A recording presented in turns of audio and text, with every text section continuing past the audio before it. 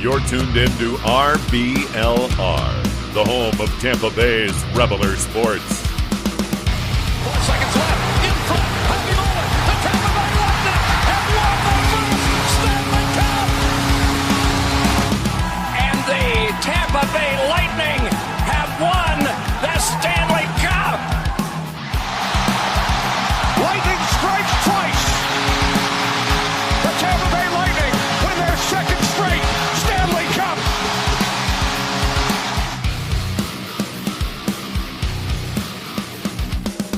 Hello, everybody, and welcome back to RBLR Lightning. As always, my name is Jake Ricker, and you're probably wondering where the heck are Mike and Joe. I'm asking myself the same thing because Joe was with us here just a moment ago. We lost him during the introductions. Hopefully, we can get him back here really soon. But for now, you guys are going to be stuck with me. Hopefully, it's just nothing major. He can get back in here very, very soon. Matt also stuck at work right now. Hopefully he can be back soon. But guys, welcome back to the show. I know it's been a little while since we've had an episode. Took a little bit of an extended Christmas break. Merry Christmas to everybody as well, or happy holidays, whatever you may be celebrating. So happy to have you guys here and joining with us for this show as we get back into it. Lots of hockey to talk about. Lots of good hockey to talk about overall, which is really, really, really nice. Lightning continuing to play some fantastic stuff. Welcome everybody who's joined with us here live today. Don't forget, drop your comments down below in the comments. I'm going to need your help. I can't talk forever, so let me know what you guys have to say. I always love to hear what you guys input is on all these games. Again, a lot to get to over this long 2 weeks that we've had, and the Lightning are really starting to play some great hockey. So welcome everybody in. Happy to have you here. Ethan, I see you're jumping. I want to see what you said here. This is an interesting one. I'm watching y'all on the train in New York. I wore a Lightning jersey in Times Square and yelled at the Rangers suck the whole time. That's fantastic, Ethan. Always got to represent no matter where you are, right? That is the importance. By the way, at any point, if you guys are in the comments below, if you got anything cool for Christmas Lightning related, we want to hear it. Definitely want to see what you guys got, because that's half the fun, right? Open up some Lightning presents underneath the Christmas tree. So love to hear what you guys have to say for that. But until we can get Joe back in, let's just jump right into it and start talking about some of these games for the Bolts, because again, it was a really good overall 2 weeks. We're going to jump back a little bit though, and we're going to start off with this first game against the Los Angeles Kings. The Lightning lose this one by a final score of 2-1, and a game where the Lightning, they battled again. Felt like overall they were doing pretty good, but can't get the goals into the back of the net. And, despite throwing a lot of shots on net, 32 shots on goal to be specific, and getting out to that 1-0 lead, the Kings are the ones that come away with it later in the game. So, tough for the Bolts when you look at it with the offense continuing to do what it's been able to do. I think Joe might be back, so I'm going to try to get him in here real quick while I'm talking. But this was one of those games. We had this for a while, right, with this stretch where the Lightning, they just played so good, but really just couldn't get the results that they were wanting here. Joe, do we have you back now? I don't know, man. I don't know. My internet decided to hiccup literally right when we were going live, and I couldn't even tell you that something was up. Sorry about that. What's up, everybody? All good. How you doing? We're happy to have you back on the show. So, doing good. How was your Christmas? It was nice. Got to see I got to see family both on and around, so it was spread out a little bit, and then didn't have to stress out as much as some other years where the plans get so complicated and trying to divvy up time becomes such a chore. So I'm pretty happy about that. What about yours? Great, as always. Never can complain. I'm always home with my family. All everybody here hanging out, and great Christmas as always. Always fantastic. Well, Joe, just before you got back in, we started talking about the Kings game here for the Bolts, because like I mentioned earlier, we had to jump back a little bit because we did not have a show last week. When was that again? I know it was a long time ago. We'll speed through a couple of these games because it has been a little bit, but the Lightning lose this one 2-1 to the Los Angeles Kings in a game that they played well, but just didn't get the results that they wanted. Really kind of what it boiled down to. Yeah, I mean that was that. Honestly, that was an unfortunate loss just because that was like a goal given up really early, if I'm not mistaken. Right, there was a goal. Oh no, we scored We relatively early scored in early in the on the power play. second period. Yeah, yeah. Okay, all right. Watching the little replay now, I remember it.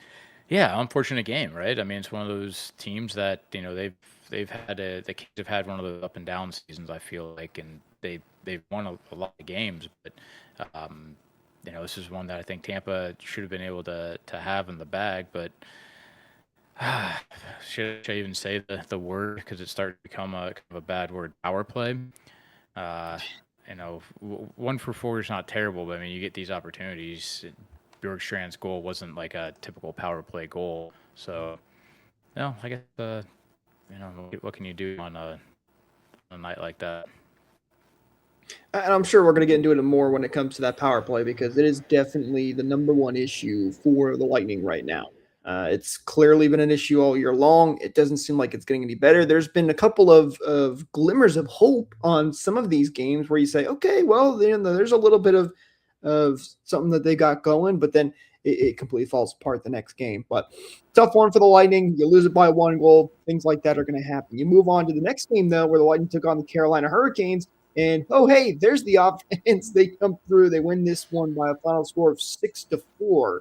And this game was spectacular in its own, Joe, because the Lightning were down 3-0 at the end of the first period. This was the tale of two halves, as they say, because the Lightning looked terrible at the start of this game. I mean, it was not good, very frustrating. Nobody was playing well. And then all of a sudden, I don't know what was said in that locker room, but this team came out flying. Yeah, first period was pretty rough. I'm not gonna lie. It was that 3 goals in the first period, 3 goals against, and then the team showed up, and that's something that we've seen the Lightning do, get off to really slow starts, but a lot of times they don't get back into it, right? And it was, if I'm not mistaken, was it the Kings game that we did not have Kucherov because of unexpected illness? Um, and then in this game, let me just double check that the box score on it. If it wants to pull up for Kucherov me, but was of in course this it's not. game. Right. Oh, I think I'm having more internet issues, my man. Can you hear me at least, or am I I just can hear you, yes. Oh, I think we just lost him as soon as I said that. Oh, well, man, the hockey gods just not want to cooperate with us. We want to talk about this awesome Lightning hockey, and we're just dealing with all kinds of internet issues. So hopefully we can get Joe back here momentarily. Until then, let me pop this back over real quick before he can get back in. Sorry, guys, lots of button buttons dealing with these issues here. But Joe is right. We lost Kucherov to illness. He's been dealing with that a little bit this year, but was able to come back in this game. Did have a couple of points, as Kucherov typically does. The one game he missed was that Kings game. And that, it's a big difference to have Nikita Kucherov in and out of the lineup. He brings so much to the team, especially on that power play, even though the power play did scoring against the Kings game, and they went 0 for 3 tonight in this one. But looking at some of the stats, big one that stands out, face-off percentage. The Lightning go 57.7% in the face-off circle. That's been something that we've been talking about for a while. That's been an issue for the team, but they were really good in this one. So, Joe, we got you back again. Hopefully the internet cooperates for you. Oh, luckily you've got fast fingers to be able to operate it. Hopefully it stabilizes here, but who knows? It might be just everybody got brand new smart TVs for Christmas, and now my local internet is being maxed out right around dinner time. But yeah, so just kind of going back to what I was saying with Kucherov, him being out for that Kings game, maybe he was still kind of slow, and maybe one or two of the other guys were feeling it a little bit to start off that Hurricanes game, but them coming back, having quite a show of it was excellent. They once again didn't score. I think you may have mentioned it on the power play, but yeah. It happens. But just the fact, the resiliency of this team to bounce back like that, really, really impressive stuff. But we do have to talk about one goal in particular in this game, Joe, and that was the Ryan McDonagh, or should I say the Nikita Kucherov goal. Because if you guys missed it, Ryan McDonagh pulled the quote-unquote Nikita Kucherov of the, I don't know how you would technically describe this, but the no... I think the no move. The no is move what move. it's yeah being said, or the Kucherov, right? Because he's done it in 3 or 4 games now, Did it including a few one of them times. being the All-Star games. But I mean, there was a little bit of controversy online that he didn't mean to do it. I don't know if he ever ended up having a interview where he explicitly said that yes, that was his intended move. But I think 100% he executed what he was trying to do. Looked like he may have bobbled the puck at the top of the circle, and then just kind of went with it because he was all sorts of waving his stick over the puck, not actually attempting to touch it. And then his face, after he scored, you've seen Ryan McDonough pretty happy about things. But that goal, I think he had a really big reaction, mostly because he just pulled out something that was absolutely ridiculous, and he was, stunned that it worked. Where if it was a garbage goal, he probably wouldn't have even smiled. He had just, some fist bumps, and that would have been it. So it's crazy to see a defenseman do something like that, especially someone like Ryan McDonough, who we're used to him scoring, from really nice hard shots, and I don't think. I'm sure he has, but I can't remember a goal that he in recent memory where he made a move like that in order to score, and it wasn't just shooting. I can't either. But you can't convince me that it wasn't on purpose because Nikita Kucherov has done this multiple times. It's his teammate, and I think McDonough wanted to show that, hey, I can score some amazing goals too. Either way, whether it was on purpose or it was not, it was fantastic, especially because of the connection to Kucherov. So great to see Lightning get the comeback win and get an extra 2 points against the Carolina Hurricanes, who are not a bad team at all. Lightning would then get ready to take on the St. Louis Blues. This one, not as great. And it was funny, Joe, because, I stand corrected. Another great one because the Lightning win this game by a final score of 4-1. And, the Lightning clearly took away from that Carolina game about their start because they were flying in the first period in this game. They have a 2-0 lead after the first 20 minutes, and they dominated that first period specifically. Even though the Lightning only had 17 shots on goal in this game, which is kind of crazy, but that first period was really, really good. You could just tell that they said, we're not going to let that happen again. Oh yeah, Holmberg's starting to get pretty hot. He, these games, this past week plus, he's been doing pretty well. Even the one goal against that was it was a shot from point with from the point, not from point, but and it was Justin Falk that I think there was 4 people in front of Vasi, and it found just the edge of the net there, found the post in order to go in. So if that's the only way that they were able to score goals by floating one past a whole bunch of people, the Lightning were doing a pretty good job defending. There were some big saves that were had in this game, without a doubt. And Vasi did play well, but the Lightning they felt like they fully had control of this one, and then I guess they did start scoring on the power play, huh? It's funny. This is kind of what I alluded to earlier, where sometimes you see this power play and you go, okay, they've clearly got the talent and they can do it, but then the next 3 games are just absolutely horrific, and there's no consistency. But yes, they go 2 for 4 in this one. Darren Radish and Oliver Bjorkstrand are the 2 with the power play goals. And I do remember I was at this game for doing media, and we talked to Bjorkstrand after the game, and basically, he had said that he was starting to feel a little bit better, that, some of them were starting to go in for him, and he just felt like that was the biggest difference, is they're just going in. He was still doing the same things that he had been doing all season long, which I think some of that is true. Bjorkstrand's been that guy. The Lightning been hoping to be that quote unquote Steven Stamkos on that left side with a big powerful shot, and it did not work early on. But over this little stretch here, did start to seem like the pucks were going in the net, and that's been the biggest thing against Bjorkstrand. Is always been his finishing. He's always had that really high shooting percentage. Sometimes that finishing stat wasn't always perfect for him, and I think we were seeing that over the last couple of weeks. Yeah, and with the way that this team is set up for the power play, you don't have to have the hardest shot, but you do need to put it on accurately. And I wonder if there was that one game a month and a half ago or so where Kucherov fed Bjorkstrand like 8 times late in that game, just for one-timers, and he couldn't put it on net, much less in the net. And by not focusing on just trying to be Steven Stamkos, instead trying to just work on his own game, shoot the pucks that he can shoot, don't try to do too much, or that one specific skill where you're basically replacing one of the best guys of all time, shooting one-timers from that spot. He's scoring more, and almost none of them have been a one-timer. They've been him going to the front of the net, collecting some garbage or a rebound that comes out. I think he's got like one clean shot, but most of it's just getting to where the pucks are going to be. And if that's the player that he can be in order to be effective, it's not the power play that we're used to, but since teams evolve anyway, it's not a bad thing. I mean, it's effective if he's putting the puck in the net one way or the other. So I'm glad that he's getting a little bit of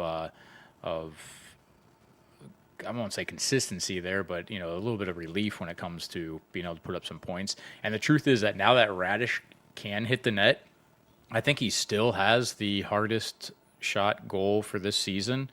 And he's actually a real scoring threat. That starts to change the dynamic of the way our power play looks. And, like the power play goal that went in on this game, big shot from the point from Radish, you can start to move people around a little bit differently. And it isn't clicking fully yet, as we all know, but it is definitely something that is looking better than it did, I think, a few months ago when we were trying the same basically umbrella with a bumper power play. Radish did joke, by the way, in one of his interviews after a game that he was missing the net a lot. So he is very conscious of it. But man, when he can hit the net at that powerful shot, it is such a big help for the Lightning power play. Just have a guy. You don't want to stand in front of a big shot like that because you got no. You take a couple of them and you're gonna feel horrible for a couple of days even. It takes a lot to jump in front of a shot like that. Everyone's expected to do it. They will do it, but it messes with your psyche. No question. I don't want to step in front of a 90+ mile an hour slap shot. No, thank you. Even with pads on, that hurts. But I had one go through. It wasn't 90, but it was probably like a solid 70. Go through my shin pad and bruise my shin. And I got pretty high end gear, and that one surprised me because it deflected. My shin pad deflected enough to actually give me like a bone bruise. That I can understand why Chara has broken legs before with his shot.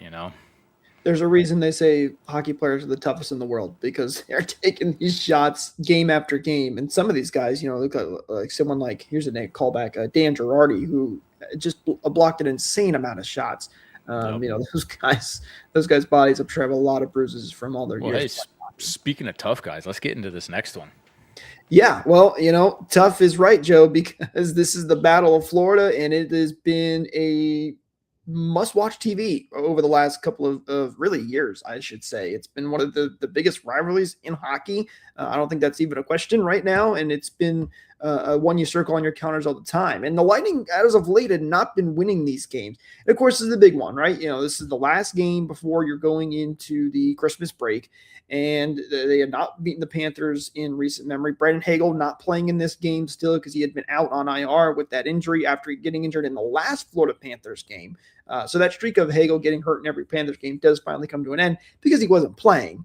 But the Lightning really showed up in this game. I thought, Joe, it wasn't the greatest of starts in that first 10 minutes, I'll say. Panthers get a 1-0 lead, not on the power play, but it was right after. I thought it was a bad penalty taken by, I believe it was Gergensons after a cross-check in the back. But rough stuff going early. But after that Florida Panthers goal, the Lightning really, really did a good job of kind of controlling the pace of play. And, their stars showed up. That's what I'll say. Jake Guentzel with an unbelievable shot to score a goal shorthanded. Holmberg, who has been unbelievably hot, he scores. And Nikita Kucherov, he gets 2 goals in this game, one being an empty netter. But when your stars can really show up in these big, rough games when you need them to the most, that is one of the biggest signs of a good team. Yeah, and it was a crazy game. And what's, I think, kind of funny about it is the touted 2 best refs in the league with Kelly Sutherland, Wes McCauley. I thought that the way that they were calling things was ridiculous too. Like they're trying to be too tight on certain calls. Like that first, was it the first? Yeah, it was the first cross check. That one that Gergensen's got, I think was so weak, so weak. I mean, like I don't know. It's a guy that's traveling away from you. You give him basically a shove in the back. I mean, I don't know that should have been a call, but that kind of set the standard for what they're going to allow. But then there's so many missed calls that were at that standard, right? I mean, hell, who was it that caught? Was it Gensel in the head with a stick? And that wasn't. Gensel was really frustrated. Yeah, he got fined $5,000 for high sticking like a chop to a grazing blow. Luckily, but that was missed. But you're going to give these kind of ticky tack calls 2 minutes. It was a strange way that they officiated. Like they were trying to, but that they couldn't see everything, couldn't keep it in hand. So I think it's about what we're going to expect for the next little while against this Panthers team. And man, the fans are basically the exact same mentality of the way that the Panthers players are, where their team can do no wrong and think that every single little incident justifies trying to hurt a guy. You know, it's fun if you're watching from a fan perspective, not of the Lightning of the Panthers, because you're like, oh, all this fighting and, you know, this is like old school hockey. But it's frustrating when you're a fan of the team for sure because of all this and then these injuries that keep happening. And it's not always great. But I thought for the most part, the Lightning handled it well in the sense of, you know, there were a couple checks here and there that, you know, were definitely because of the situation and these two teams just don't like each other. But I didn't see anything like really bad from the Lightning that was, you know, like intentional, targeted, or whatever it may be. Like, you know, they fought, they stood up for themselves, but they also continued to play their game, which was the best part for me. Because for me, you know, you want to put this Panthers team down and put their, you know, show them who's boss, win the game. And they did. They played a really good, solid game overall. And especially, again, you know, Vasilevsky made some big saves, and then Gensel and Kucherov with two huge goals that end up giving them the 4-2 win. Oh, that shorty that Gensel scored was such a momentum changer, right? I mean, that's something that as soon as, you know, you're already down by one, then you end up on the penalty kill, and then now all of a sudden you get points the other way. And we've talked about this on the show before. What a difference a shorthanded goal makes in terms of the whole team. They used to have the momentum meter in the NHL games, like the NHL 15, and I haven't played probably since NHL 20 or whatever. But if you get into a fight, like your momentum starts to increase, and that's the sort of thing where the momentum that you get from one of those shorthanded goals, Gensel got the team right back into it by having that shorty. And then there was the called off one too. That was pretty fun. That you know, a second shorthanded goal in the same penalty kill, right? Yeah, that was from Cirelli, I believe, where he was. But you know, initially I said that's a goal. Why he got knocked around and the puck just moved in, and it wasn't really that made. And then I saw the other angle where Cirelli just kind of, you know, swiped it in with his hand. It's the right call at the end of the day, but it was funny. By the way, comment here from Cynthia. Agreeing with you, Joe, about the officiating, saying, yes, it was absolutely ridiculous, and that the officiating needs to be equal. You know, it's funny. We've heard – I remember a while back, I can't remember, it was 2 years ago, there was that whole drama where an official got put on blast because he came out and said, like, oh, I'm calling this to equal it up. Do you remember that? You remember what I'm talking about? It was a hot mic, right? It was a hot mic moment? Yes, it was a hot mic. Yeah, and you'll hear officials try to – or I think that he was talking to the other team, right? He was talking to the other team. If they do one thing, I'm going to call it.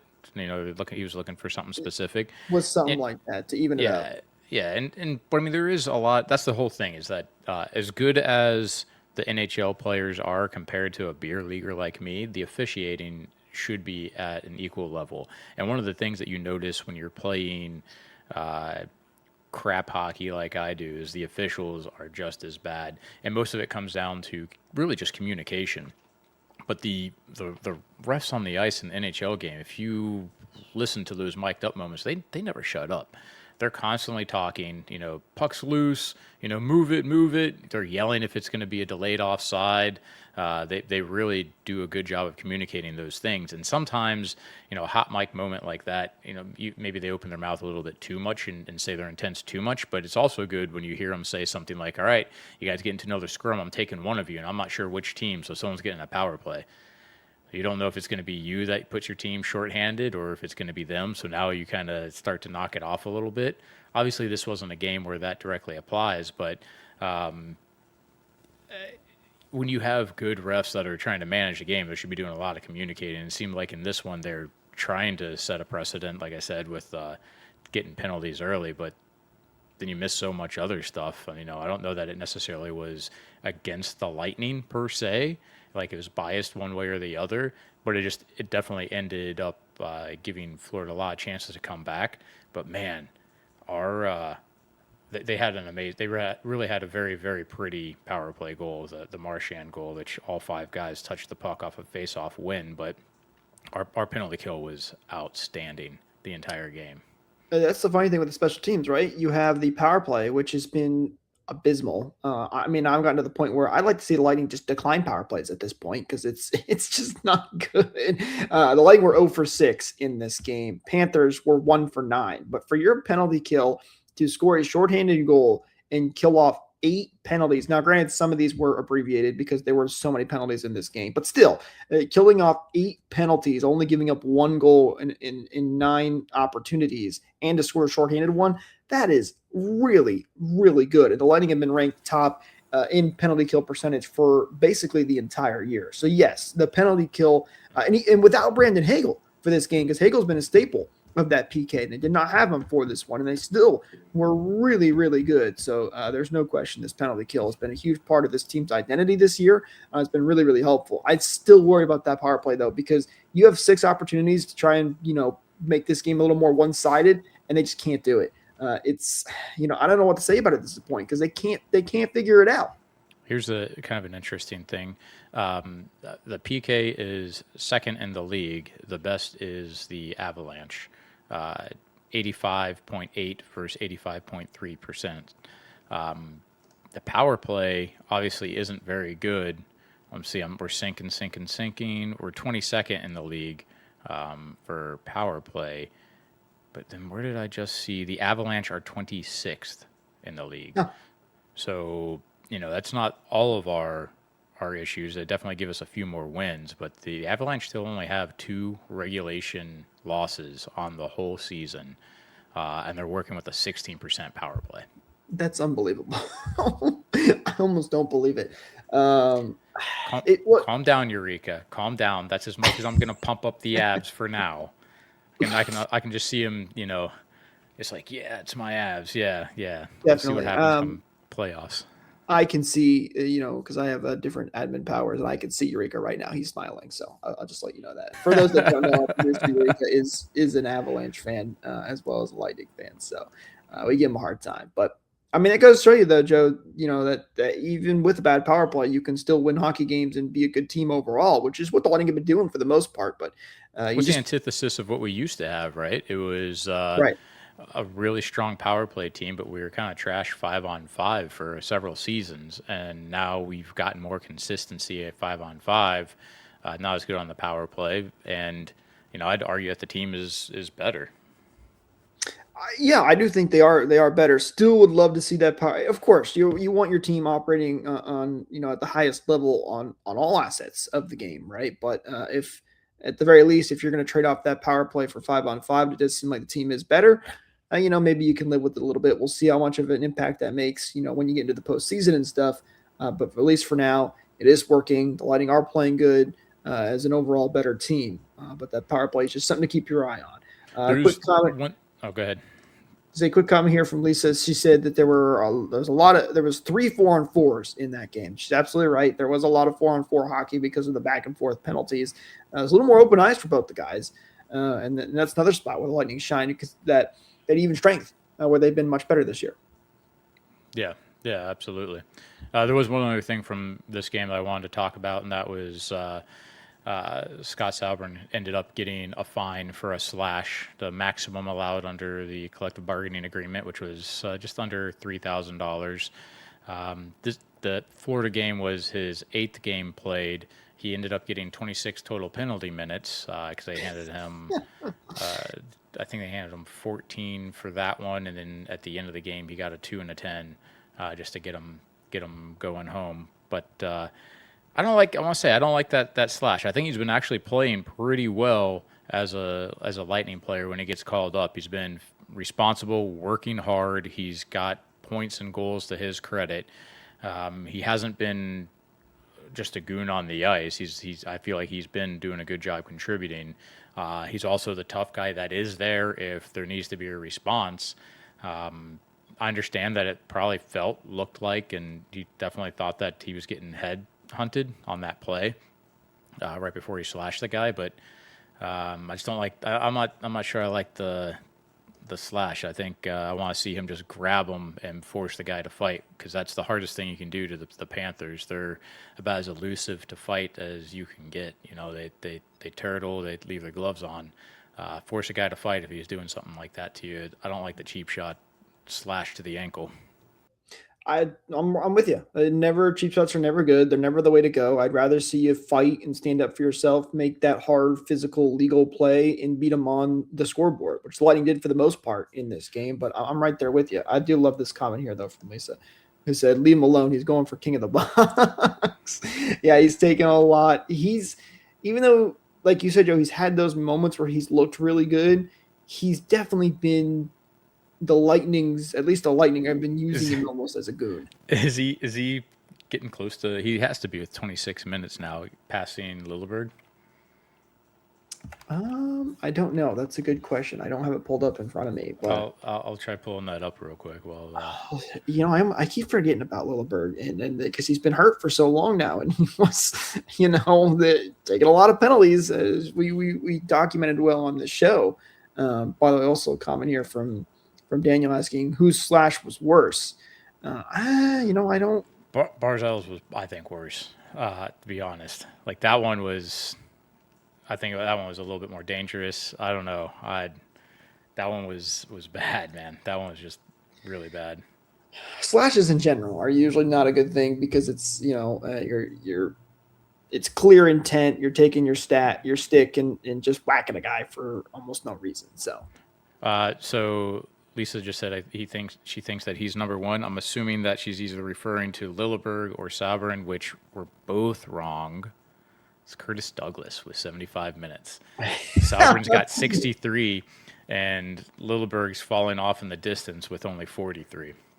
Well, that does kind of make sense because every time Douglas is in the lineup, he's usually fighting somebody, and you're getting 5 minutes for those fights. Yeah. So, and those will add up very quickly. So that doesn't shock me. But hey, at the end of the day, Lightning get a really nice early Christmas present for all their fans. Not only do they play a pretty darn good game, they get the win against the Florida Panthers. Always good to beat them.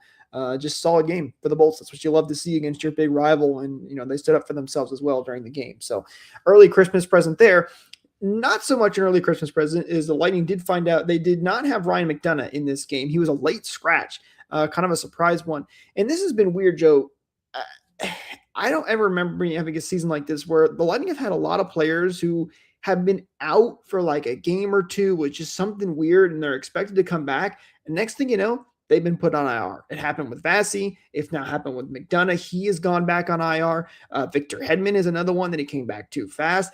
And this is not normal because, the Lightning have had their I don't know what's going on. I don't blame. I've seen some people say it's this, trainers and staff that are on there.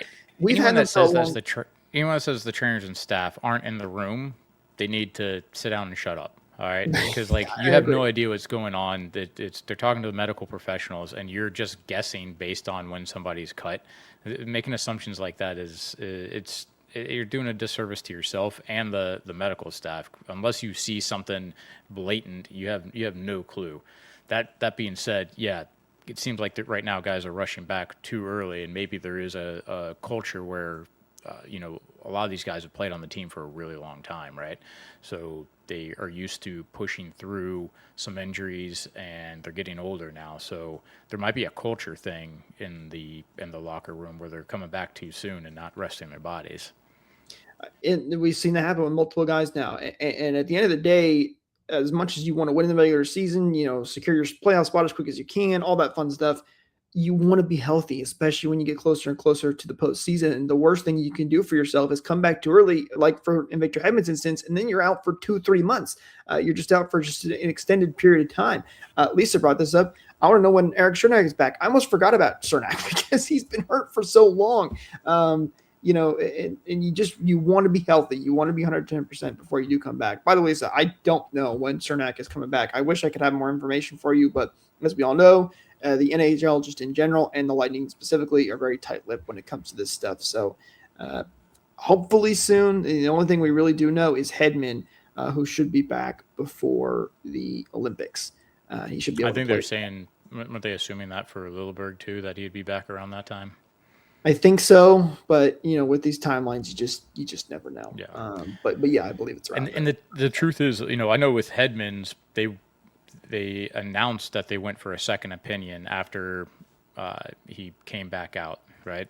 So they're hoping that they could rehab him and he'd be fine. Looks like he needed a surgery, if I'm not mistaken. But sometimes, you rest it, you think you're good until you push a bit, and it's hard to push until you're in a real game, because that's where things are dynamic and you can't, kind of like skate out of a play like you can in a practice, for instance.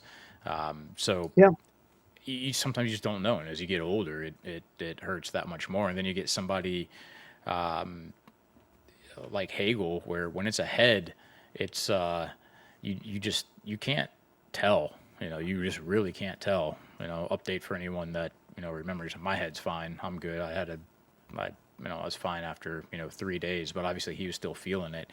Last thing you want is to get hit on the head again in that short amount of time. That makes it like 10 times worse. They're compounding injuries. It's not straight addition when it comes to a head, and those you can't rehab from, really. That's just, it either gets better or it doesn't, and you have weird setbacks. That's a strange one. Daniel said here too, I'd venture to guess many of the players will be rushing back to be back by February 1st. Yeah, I wouldn't surprise me this, and these guys want to play when it comes to not only the Olympics, but the outdoor game as well that Lightning have coming up here very, very, very soon, which I'm extremely excited about. But hopefully that's not going to be the case. As much as you want to do these kinds of things, you got to be healthy. That is the most important thing at the end of the day. Before we get into the next game after the break, the Lightning did have one other big piece of news that came up, and that was that they signed J.J. Moser to a contract extension, and this was unbelievable news. Joe, I don't know about you, but I am thrilled with this contract extension for J.J. Moser. He's been such a good defenseman. We'll see how this continues over the next couple of years. We'll be able to keep up at this pace, but he has been so good defensively. Offense isn't quite there for a Norris bid, but he's been unbelievable. Well, I mean, offense is what's flashy and fun. When Cale Makar won it a few years ago with that insane move that he did, where he walked in from the half boards and then did a couple moves on the goalie, went top shelf. That was something that catches people's eye. What you don't see with Moser is a lot of flash. He's just really good, and kind of like Hedman's days of old, he slows plays down and makes plays that on the defensive side of the puck that result in basically nothing happening, kind of like eliminating guys. And when that happens, it's not flashy or fun, but it's highly effective for your team to win. So it's hard to win a Norris specifically on defense unless you have that big wow factor to earn an award. That being said, there's a lot of people online using a whole bunch of different metrics showing that right now Moser's actually having the best defensive season of anyone in the league based on where they anticipated, what they expected him to do and what he's actually doing. So for him to sign a contract right now when he's playing this well, I think it's a good contract too. It's not overpaying for a guy that still has plenty of upside, obviously is in a system that he likes, and it starts to answer a lot of questions that'll be coming up soon too, because you have extensions for McDonough and for Hedman that'll coming up. And not to Lisa was asking about when Chernak's coming. We've all kind of thought the past couple of years that he's showing up, but that Cernak might be expendable coming up, and this might kind of answer that too. I couldn't leave you guys hanging for too long. I had to get in here for the JJ Moser contract talks. Bear with me while I'm leaving work. I'm sorry. I'm not going to leave you guys like that again. Matt, you know what? It's all good. We forgive you. We're glad you're here now, though, to join us a little bit for this JJ Moser contract talk. Because, that's some dedication. This was a big deal, and I love the numbers. By the way, 8 years, $6.75 million. That's a good number in general for a top defenseman, which Moser has been, and to have him locked up 8 years. Now, of course, Moser has to continue to perform at that level, but that's fantastic. I love it. Matt, your thoughts on the JJ Moser? Moser's only 25. Yeah, true. Only 25 is crazy. I mean, you got to think that's the contract. I think it's almost the exact same, if not the exact same contract that Ryan McDonough had for the last, when we had him for the first iteration, or that he's coming off of right now, I think. So it's like you get an equally, or if not better, defensive defenseman than Ryan McDonough. And that's a high bar to match, which Moser's doing that this year. In going into 2026, when the cap is supposed to rise drastically, I think this is a steal of a deal. Jake, you kind of mentioned the offense isn't quite there, but it's not like he's a black hole offensively. He had two straight games with a goal. He'll get the odd assist here and there. He's not Eric Cernak or, Emil Lilleberg when it comes to that. Like, he can still pitch in. He's no stranger to jumping on the rush and, making the good outlet passes, everything that comes along with being a defenseman. There is offense there with him, but the defense is what is really winning us all over right now. And the metrics back him up in every single category right now. You mentioned that, Joe. Data Driven Hockey and MoneyPuck.com, both two different websites, are saying he is the clear-cut best defensive defenseman in the NHL this year. I love this deal. I know we were all super stoked. And for 8 years, I mean, it's going to look like, a $3 million contract in, by the time that this deal's expired and, today's money, if you will. I mean, that's a great point, that the value over the course of the years. And to your point on his production, he's basically gets 1 point every 3 games, right? He's got 12 points in 36 games, but the big number, and something that we harped about a lot in the first month of the season, is plus minus. He's leading the team with a plus 25. The next closest guy is Cirelli with a plus 18. That's fantastic stuff from Moser. And the only reason I mentioned the offense was just because of the Norris part of it. He unfortunately probably won't get a bid for that because the offense isn't as high as some of the other guys like Cale Makar. But you're absolutely right, Matt. He's been able to put up points and score goals. He has been a black hole. So great contract for Moser. JBB masterclass once again. This was really, really nice news to get for the Lightning right before they played their next game here out of the break. And taking on this was a wild one, taking on the Montreal Canadiens. By the way, I think I messed up. I mentioned that the Florida Panthers game was before the break. It was after the break, so I apologize. I stand corrected there. But this was a great job by the NHL schedulers. The Lightning had to go in Sunrise, play that grueling type of game that everybody knows it's going to be, and then play a back-to-back and take on the Montreal Canadiens, who are also having a very good year. And you could tell early in this game, the Lightning were tired. Even though they played, a pretty good start to this game overall and had a really good second period, which is quite rare for them, especially in that third period. You could tell the Lightning's legs were getting heavy, but they hold on to it. Even though Montreal tied it with 3 seconds to go and we had to go into a shootout, the Lightning bended, but they did not break, and they get the win here 5-4. The Cooper said it in his presser that the best team on the ice didn't win. Was that last night? And he's right. He's right, but sometimes you steal one away, and we definitely have had our fair share stolen away from us. When the Lightning were dominating teams. So, give some, you take some. But that first period, man, looked so ugly for the Lightning. I thought it was going to be way worse than it was, because it looked like they just were.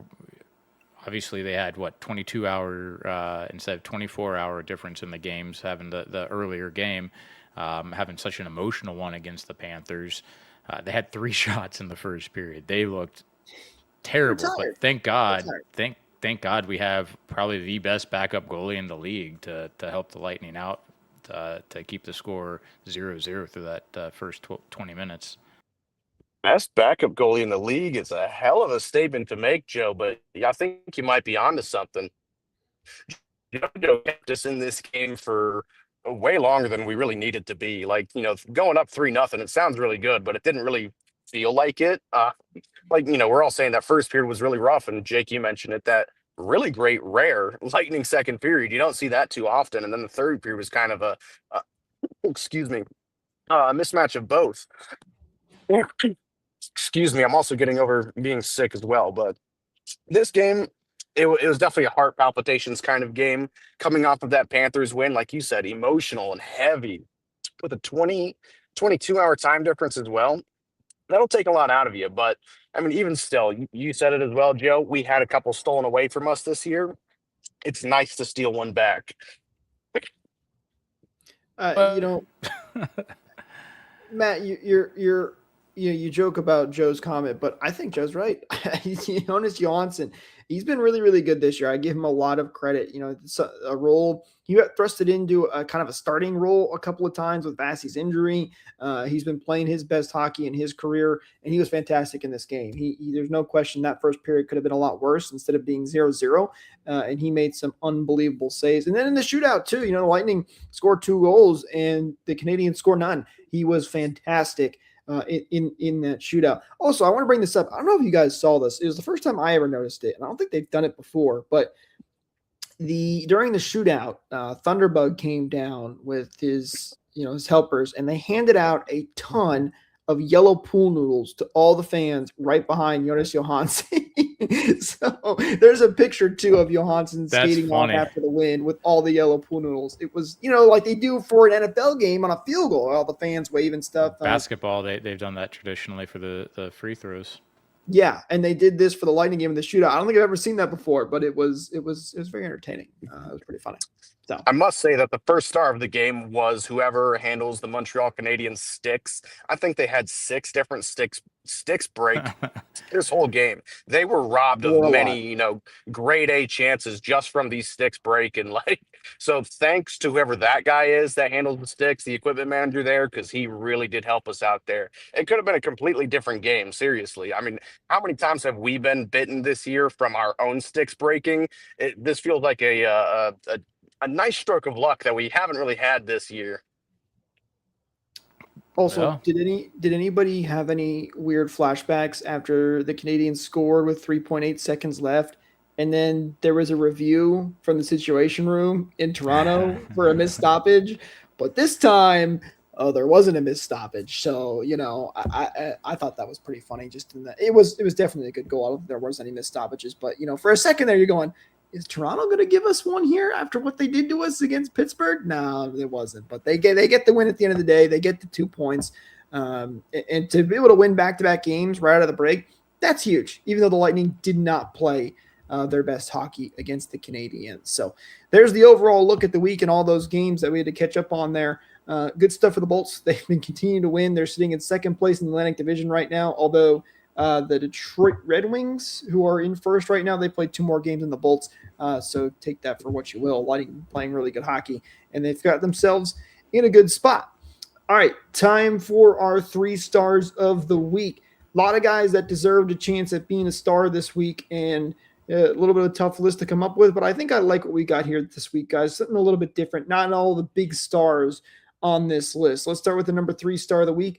This one is going to Gage Gonsalves, who, as a young guy, really continues to step up and shine. He's had some really good stretches of hockey, doing it again here, putting the puck in the back of the net and picking up assists. He was a 1 goal, 3 assists for 4 points and was a +4. So good stuff from Gage Gonsalves. Yeah, I've been pretty critical about him because I feel like with who he's been playing with, he needed to step up a bit, get a little bit more finishing and play generation. But this week he's really done it, and it's been a pleasure to see, especially with that plus minus. Some of these games were really tight, and he's obviously on the right side of the defensive end of the puck too. So absolutely outstanding week for him. Matt, you're muted. I think you're trying to do two things at once. There you go. Multitasking is very difficult, but yeah, Joe, you have been a little critical of him, and even Cooper's taken a little bit of note. He went on a little stretch there where he was scratched. I'm not sure if it was injury or play-related reasons, but he's earned his flowers this week. The biggest thing that I always point out with him is how well his defensive game has, evolved in the short time that he's been in the league, and he even got some time with Kucherov and Point, it seemed, in last night's game against the Canadians, and he did whiff on that one, but ended up getting the secondary assist, and turned out to be a heck of a play on accident. So, no, good. I still like seeing the growth from him. Would love to see a little bit more consistency, but the defense is what we have him here for. He's like a little micro Anthony Cirelli, and he's feisty too. He's not afraid to get in the mix. So, well-deserving star for him this week.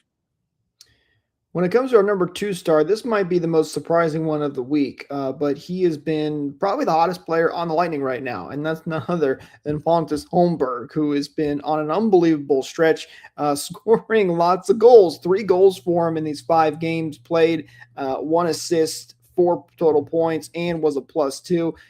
Always love to see your bottom 6 guys really stepping up, and Holmberg has done just that. Yeah, I definitely didn't see him going on a stretch like this, but I guess we have seen kind of flashes of it. He scored against Montreal earlier in the month, and then back-to-back scoring against New Jersey. Having a point a night for the last 4 games here is excellent from him. And again, it gives us that depth scoring that that the Lightning always had in order to be able to go on some of these cup runs. So these are guys that's really important to develop some confidence in their game, and nothing does that better than getting some nice goals. Absolutely. And you could argue that he was the Lightning's biggest signing this offseason, which is a crazy statement in and of itself. But he's, 1 goal shy from matching his career high, or whatever his high was last year. I think that was his first full season in the league. But he's a heck of a skater, and he's got some, nice stick handling moves as well. He's, buried on the 4th line, but I think the line that he plays on with Gergensons, they do really well together. So it's nice to see him get a little lucky and put in the effort. Every part of his game, there's never a lack of effort. So, and he just has a little bit of silky moves for being a 4th line guy. He adds definitely a little bit of some spark plug energy, and it's nice to see him finally get rewarded. He's had some really nice plays, especially earlier in the season, but this little stretch he's having here, it's just good, consistent play from him. So I'm glad that he can, get his flowers this week as well. Well, real quick, you mentioned him being a spark plug, and I think that's been a big thing for someone like Gergensons, who last year didn't impress me very much, but this year I feel like he took his game to a whole new level, and that definitely can be because of the line mates that you have around you, and they're obviously finding some chemistry. They're looking good and they're playing good. You know what helps me look good too? When you head over to shop.rblrsports.com and use code BOLTS to get 10% off your order. Everybody just got maybe some money for Christmas and you maybe didn't get quite the Lightning shirt you were looking for. We got it just set. Not just Lightning too. Lightning, Rays, Bucks, Rowdies, Sun, team-inspired merch. You name it, we got it at shop.rblrsports.com, and you can use code BOLTS to get 10% off your order. Links, as always, are in the description below. With that said, let's get to the number 1 star. This was a no-brainer, guys. It was Nikita Kucherov, who was absolutely unbelievable this week. Despite missing a game, he gets 4 goals, 3 assists for 7 points, and was a +4. And we'll still forgive him for whatever the heck he did in that Montreal game where he passed the puck to Brandon Hagel, who went on a breakaway, even though Kucherov could have got down on the ice for a 2-on-0. Still don't know what he was thinking on that. But when you put up that many points, we can forgive you. Jake, I mean, it's Nikita Kucherov. Are you going to expect him to take the free goal or take the free assist? He's going to take the free assist every single time. He still could have got the assist on the 2-on-0. Yes. I'm so torn on his play this week too, because there's so many times where it looked like he was coasting and not trying that hard. Even the first goal that he got, was it the first goal? Not the breakaway goal, but the other goal that he got in the game. He didn't move his feet from the time that he crossed the blue line. He just kind of coasted. His stick wasn't even on the ice. He was just holding it as if his controller shut off. And then he, as soon as he got the opportunity to score, he slapped it on the ice and put it in the back of the net. So I mean, That's how good he is. that's how good he is, though. I mean, if he gets this opportunity, he's going to bury it, and he's so good at doing that. When he actually does shoot. But on the inverse of that too, I would say that he put in a lot of extra effort this week. It's a give and take with Nikita Kucherov a lot, but him hammering, who was it, Nico Mikkola in the Panthers game, like he was flying around in that Panthers game. I don't think he was completely low effort, but I think you did see flashes of both, especially in that Panthers game as well. But no, he's just taking these games over, and he was giving McKinnon and McDavid a little bit of a head start on the scoring title this year, and he's slowly, quietly creeping back up. And I'm glad to see it's not just 1 goal, 9 assists, or something like that. He's getting the goals to reward himself as well, and none of them got called back this week, which is seeming like a rarer and rarer occasion now. Listen, anytime you can put up 7 points and be a +4, that's means you're playing some great hockey and a well-deserved number 1 star of the week. So there you have it, our 3 stars of the week. Gage Gonzalez for number 3. Number 2 goes to Pontus Holmberg, and number 1 goes to Nikita Kucherov. If you agree, disagree, let us know down in the comments below. We'd always love to hear what you guys have to say. Did we miss anybody?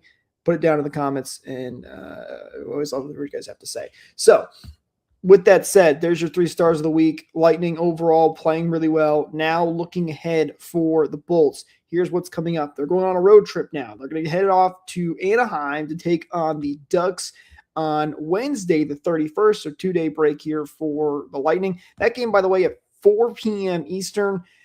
I don't know what's with the weird times right now, but that game going on at 4. Then on Thursday, so the Lightning, they get 2 days off, and then they play a back-to-back right away. Shocker. On January 1st, we'll play the Los Angeles Kings at 7 p.m. Eastern. And then they will play the Los Angeles Kings on the 3rd, January 3rd at 4 p.m. Eastern. It's the Sharks for the Saturday game. So, but it's a nice. I thought you said the Kings, but either way, it's a really, really nice change not having 11 p.m. games for this road trip. And I think, Matt, you pointed out in our chat saying the schedule, and I hadn't even looked at it yet, just that it was a nice schedule, having 4 o'clock games for Eastern. So they got like 2 1 o'clock starts for the West Coast. That's nuts, and I'm glad I'll actually be able to watch all of them on this road trip. Yeah, usually, I don't know. I'm either a night owl or I'm going to bed at like 8 p.m. There really is no in between, and it seems like the nights that the Lightning are playing the California teams in California, it's one of those 8 p.m. nights for me. So this could not be a better schedule. Even if I'm working for some of these games, I'm glad that I can at least watch part of it, and or if not most of it. The 10:30 starts is just cruel to us Easterners over here. So thank you to the schedule maker for this. And like we're going into these games too. Anaheim, they've kind of fallen off a bit. LA, we had a tough game against them. I think you guys already covered it this show.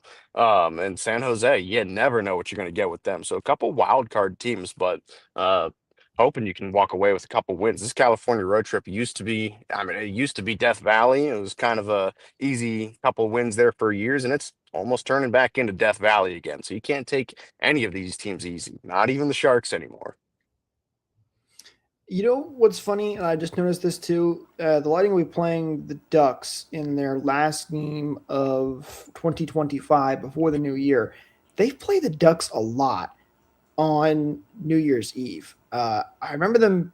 I need to do some digging. I don't know if this is necessarily true, but I feel like they always play the Ducks right before the end of the year, which is always interesting. But Or the Rangers.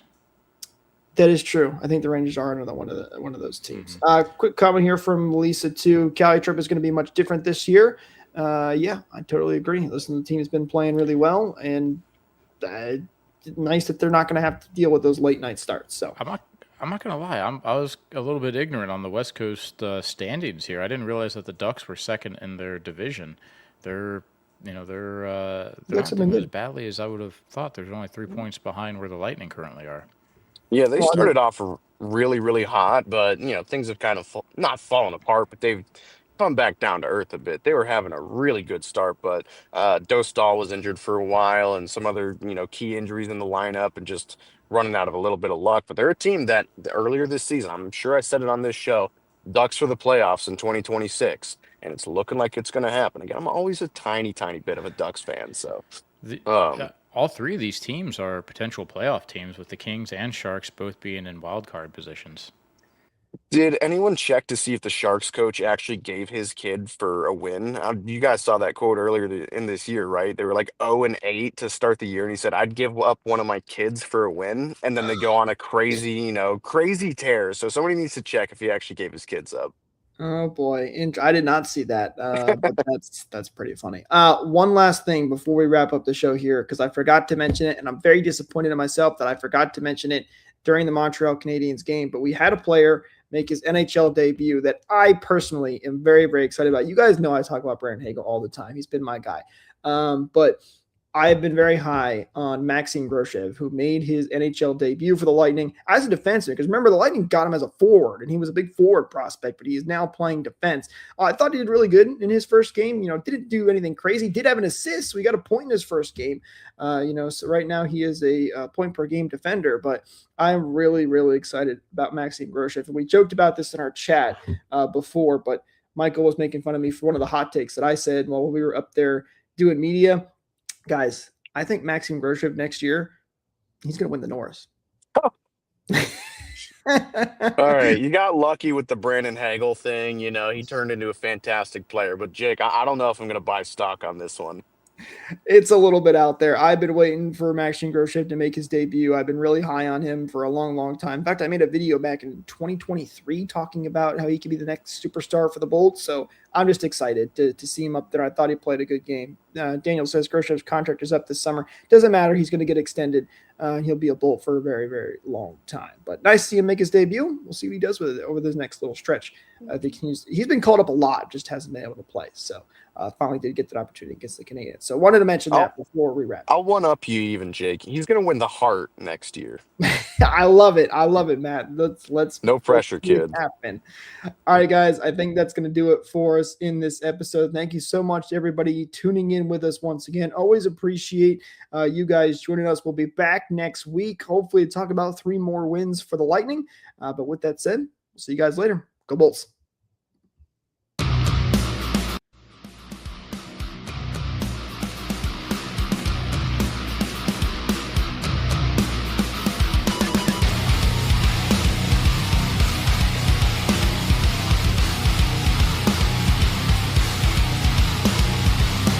Thank you for tuning into this presentation by RBLR Sports. On your way out of the stadium, please remember to like and subscribe.